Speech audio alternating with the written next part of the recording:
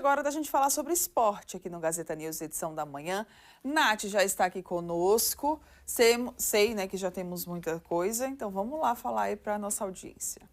Exatamente, Mara. Muito bom dia para você. Bom dia a todos que estão acompanhando mais um Gazeta News edição da manhã. Nessa quarta-feira de lei, né? A gente sempre trazendo uma agenda muito recheada, várias competições aí acontecendo. Tem futebol alagoano hoje, então a gente aí fazendo, né, todo esse nosso trabalho para poder passar a melhor informação para você de tudo que acontece no mundo do esporte hoje. Muito bem. Falar em futebol alagoano, tem alagoano hoje entrando em campo com uma partida aí que promete, né?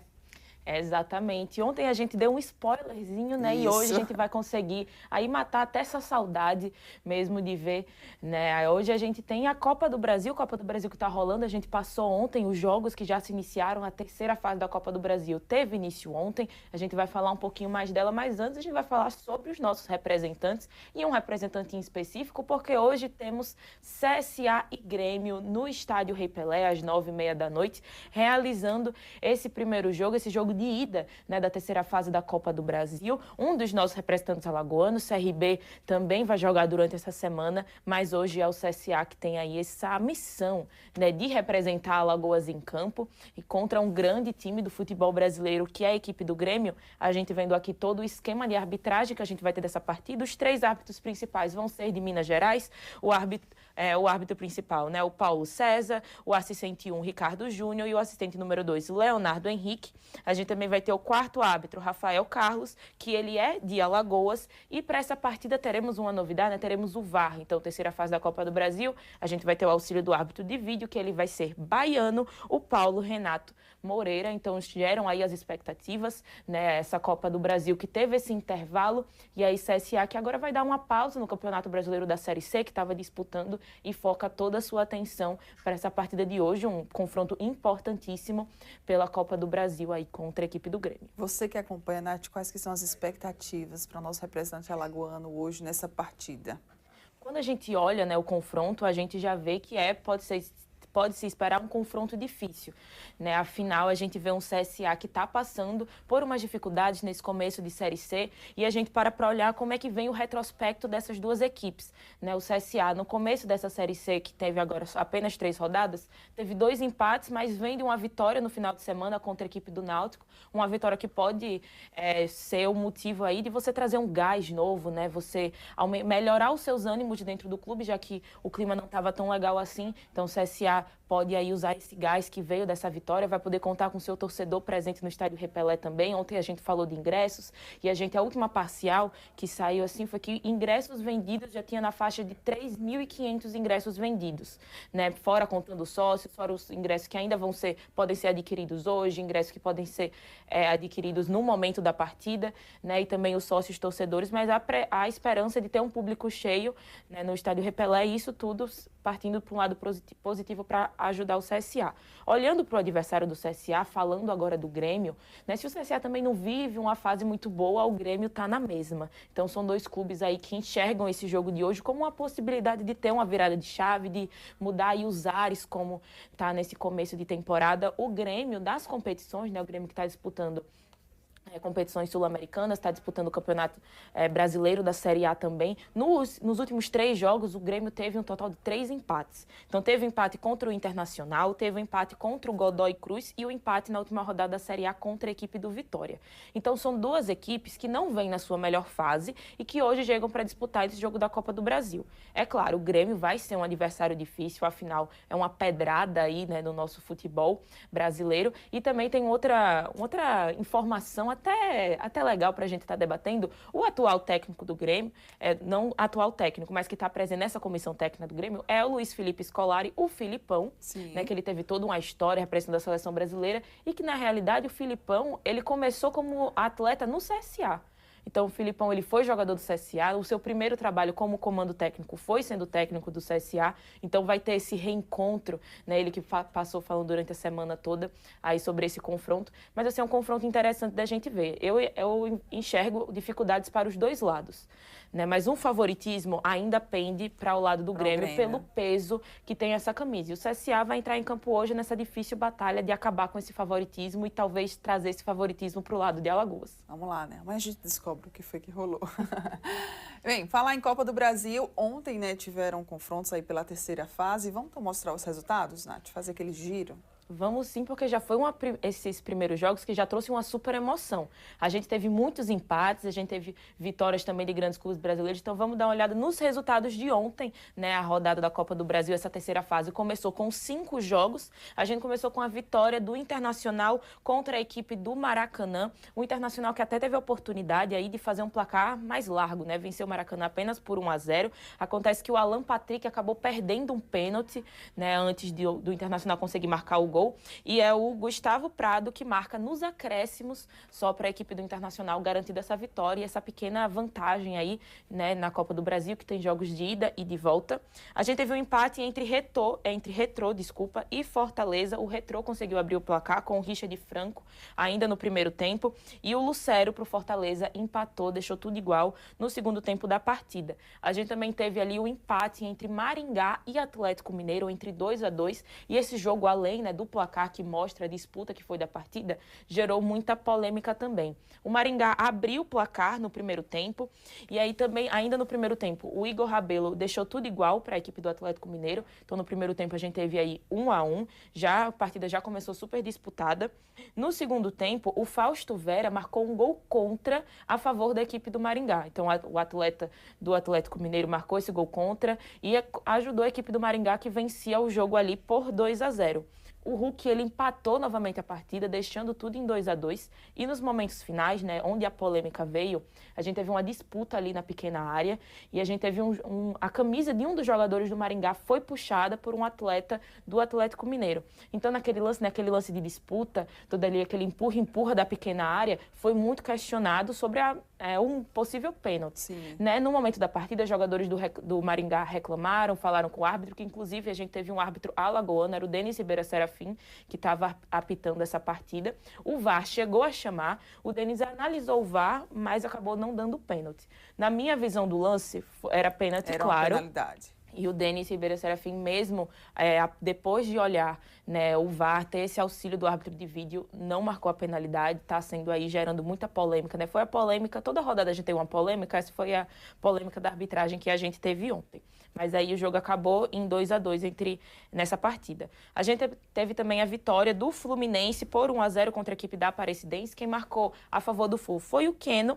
E para finalizar os jogos de ontem da Copa do Brasil, a gente teve a vitória do São Paulo por 2-1 contra o Náutico. O São Paulo que venceu de virada com 2 gols do Luciano. Aí, né, tava perdendo no primeiro tempo, tomou o gol ali logo no começo da equipe do Náutico. Depois São Paulo virou essa partida, garantindo também essa vantagem na competição.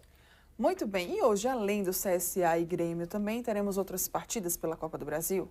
Teremos sim. CSA e Grêmio não vão fazer a única partida de hoje. Mais 4 jogos. Tá cheio movimento. Hoje tá cheio. Hoje tem futebol para dar e vender. Hoje a gente tem mais 4 jogos aí nessa terceira fase da Copa do Brasil. A gente começa às 7 horas da noite. A gente tem um confronto entre Botafogo e Maracanã. Às 7h30, um pouquinho depois. A gente vai ter essa partida aqui entre Ceará e Palmeiras. Esse jogo que vai ser interessantíssimo. Inclusive, a gente vê o Ceará numa super crescente. O Palmeiras também, que vem de derrota por um nordestino no último final de semana. O Palmeiras perdeu para o Bahia dentro de casa e vai ter esse confronto aí interessante também para a gente estar acompanhando. Às 9h30, no mesmo horário do jogo do CSA, mais 2 partidas finalizam aí essa terceira fase da Copa do Brasil, as partidas que teremos hoje. A gente tem a equipe do Novo Horizontino, que vai estar recebendo a equipe do Corinthians, e o Paysandu fazendo esse confronto contra a equipe do Bahia. Vamos aguardar então, né, Nath? Quero só ver esses resultados também. Copa do Brasil, que acaba sendo uma competição bastante disputada, né? O pessoal gosta muito de participar da Copa do Brasil, principalmente pelo retorno financeiro, né? Exatamente, a Copa do Brasil acaba respaldando muito nisso. Desde as suas primeiras fases, né, a terceira fase da Copa do Brasil, ela vai ficando mais afunilada porque a gente tem, né, vários clubes gigantes do futebol ingressando apenas nessa terceira fase. É uma vantagem aí que a CBF proporciona a esses clubes devido ao ranking ali, né, no cenário nacional. Mas a gente tem exatamente esse ponto que você falou, Mara. A gente tem esses clubes que enxergam a Copa do Brasil com bons olhos, com bons é pouco, né, com os olhos maravilhosos, porque a gente tem esse retorno financeiro desde a primeira fase. Então, os clubes, eles recebem uma parcela só por participar. E se eles vencem o confronto, né, esse valor aí vai se acumulando. E a gente sabe, clubes, principalmente no cenário que não estão numa Série A de Campeonato Brasileiro, até muitos que estão disputando uma Série B, passam por dificuldades financeiras e precisam desse auxílio que muitos clubes da Série A, às vezes, não têm tantas dificuldades como essas, né? Então, a gente tem, pegando exemplo, inclusive, do nosso representante alagoano, que joga hoje o CSA, está passando por problemas financeiros, tem aí esse limite, né? E enxergando a Copa do Brasil como uma possibilidade de você pagar dívidas anteriores, de você também conseguir já organizar os salários dos próximos meses dos jogadores, comissão técnica e outros funcionários do clube. Então, esse cenário, ele também se iguala para outros clubes de Série B, outros clubes de Série C também, como o próprio Maringá, que jogou ontem. Então, a gente vê, né, a Copa do Brasil sendo quase um banco para os clubes brasileiros, né? Claro, tem todo o cenário, você está nos holofotes do Brasil, a gente vai ter as partidas sendo transmitidas, questão de patrocínio, tudo isso gera muito dinheiro também, mas o prêmio que a CBF proporciona, né, a cada medida que você vai avançando de fase é muito significativo para esses clubes. Verdade.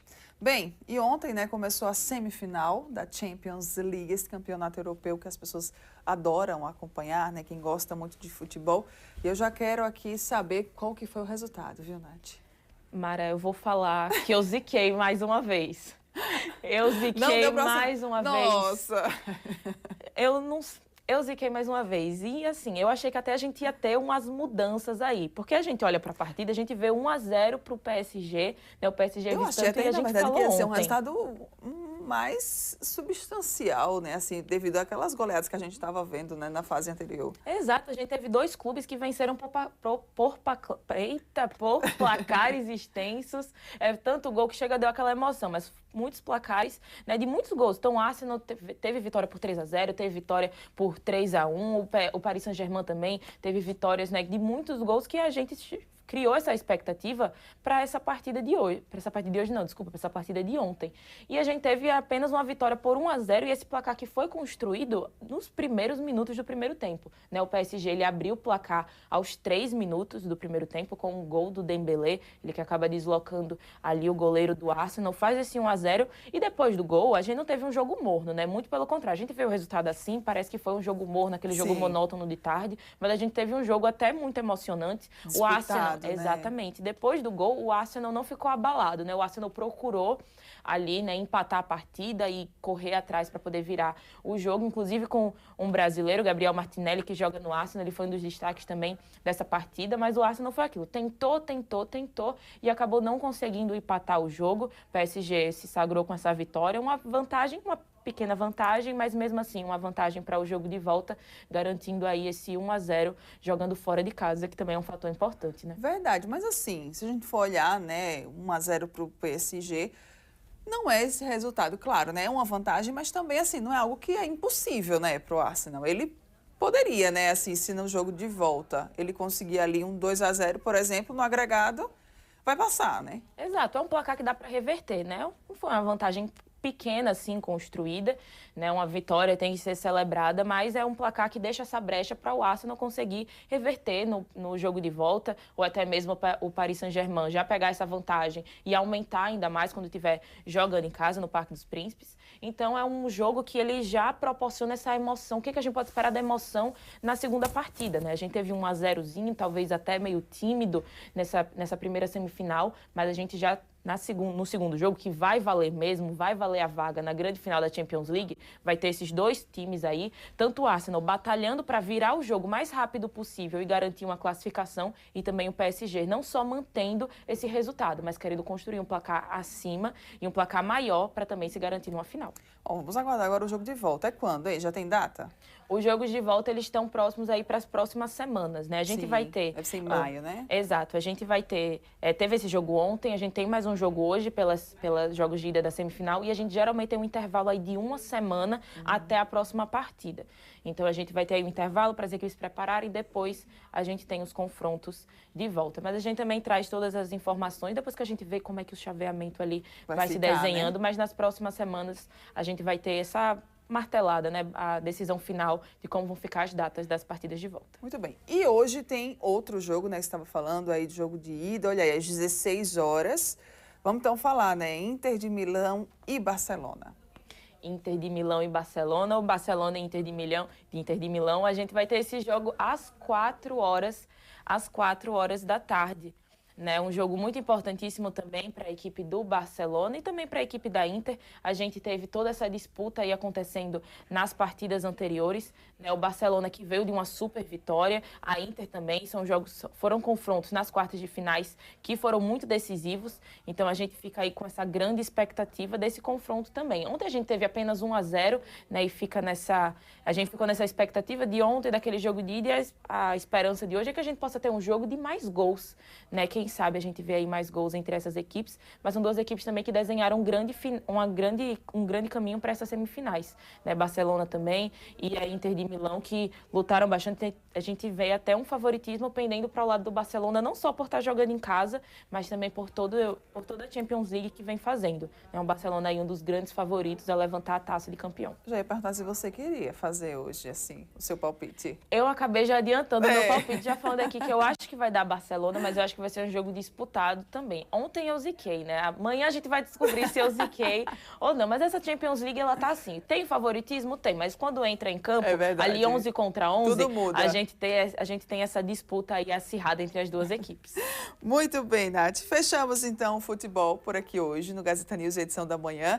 Mas ainda não acabou o Momento Esporte. Agora a gente fala sobre NBA, basquete. Ontem tiveram partidas e eu quero ver se a sua tabela já está atualizada, se a gente já tem aí alguma movimentação.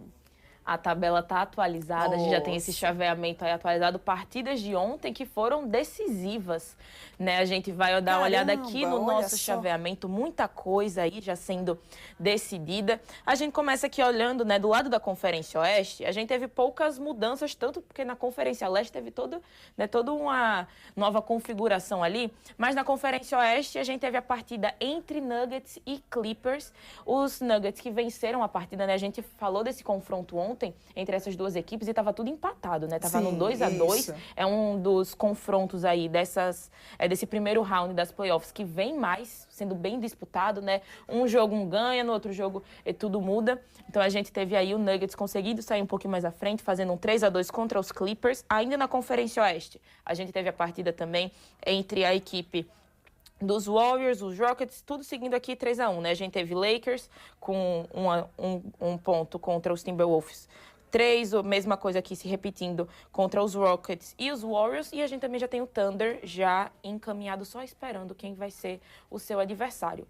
Quando a gente vai olhar agora para a Conferência Leste, a gente tem as mudanças. Já temos, inclusive, uma semifinal aí, né? Definidíssima. Exatamente. Ontem no jogo entre Pacers e Milwaukee Bucks, né, o Pacers estava vencendo, aí estava à frente, né, fazendo um 3-1, entrou em quadra ontem e venceu a partida, né, garantindo aí a sua vaga também nas semifinais da conferência. Então o Pacers avançou, agora já sabe o seu adversário, né, vai enfrentar a equipe dos Cavaliers.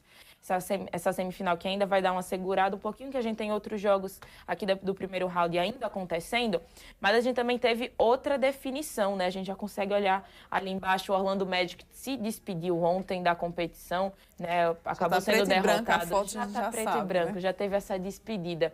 O Celtics acabou vencendo, o Orlando Magic também garantindo já uma vaga aí nas playoffs da NBA, né? Chegando agora nas semifinais das conferências, a gente tá vendo, né? Cada dia a gente vai tendo mudanças aqui e hoje tem mais partidas que prometem também outras mudanças significativas aqui nesse chaveamento. Pois é, vamos ver então quais são as partidas. Inclusive vai ser encerramento de rodada, né? Vamos ver aí as partidas para a gente conferir das playoffs aí da NBA, para a gente ver, né? Quem que vai se enfrentar hoje? Será que teremos amanhã alguma mudança aí nessa sua tabela? Pode ser que sim, né? Já estou vendo aqui. Pode ser que sim, pode ser que sim. Pode ser que a gente tenha duas mudanças aí que definam muita coisa pelo lado da Conferência Oeste. A gente vendo exatamente daqueles jogos que a gente tinha mencionado, né? Dos Rockets e dos Warriors e dos Lakers e dos Timberwolves. A gente tem aqui no primeiro jogo, às 8h30, os Warriors estão nessa vantagem por 3-1. Né, esse jogo que pode definir aí uma possível classificação dos Warriors para as semifinais das conferências, ou o Rockets, que pode diminuir ali e deixar muito mais emocionante, nas próximas rodadas, nos próximos rounds. E às 11 horas da noite a gente vai ter Lakers e Timberwolves de volta à quadra. Timberwolves que está vencendo os Lakers também por 3-1 pelo mesmo placar. E é aquela mesma história do jogo dos Warriors. Os Timberwolves podem se classificar logo e garantir, ficar bem mais tranquilo e já avançar para as semifinais das conferências. Ou os Lakers podem diminuir essa vantagem e garantir ainda mais emoção nas playoffs da NBA. Pois é, né? Vamos aguardar. Amanhã, ai Deus, será que amanhã já teremos novas atualizações dessa tabela? Eu fico logo nervosa. Será que vai ser na emoção? Vamos ver, né? Todo dia é uma caixinha de surpresas. E para a gente então finalizar o momento de esporte aqui no Gazeta News, edição da manhã, nosso último assunto é tênis. Vamos lá, o que é que você nos fala sobre o tênis, hein?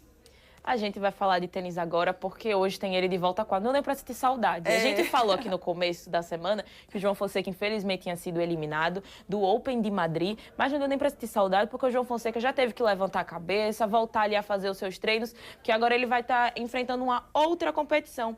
O João Fonseca vai estrear hoje jogando o Estoril Open, esse jogo, esse campeonato que acontece em Portugal.